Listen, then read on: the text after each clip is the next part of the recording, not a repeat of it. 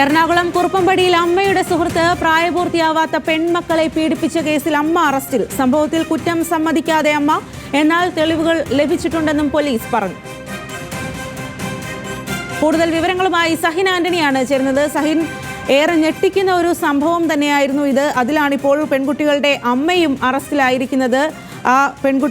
ആൺ സുഹൃത്തിന്റെ മൊഴിയുടെ അടിസ്ഥാനത്തിൽ അടക്കമാണ് ഈ ഒരു അറസ്റ്റ് എന്ന് മനസ്സിലാക്കാൻ സാധിക്കുന്നു. കൂടുതൽ വിവരങ്ങൾ. അങ്ങനെ തന്നെയാണ്.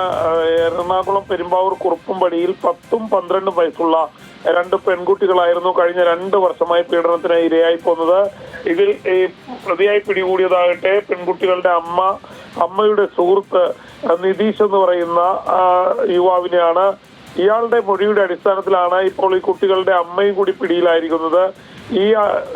താൻ അവരുടെ മക്കളെ പീഡിപ്പിക്കുന്ന കാര്യം ഈ അമ്മയ്ക്ക് അറിയാമായിരുന്നു എന്നുള്ളതാണ് ഇയാളുടെ മൊഴി.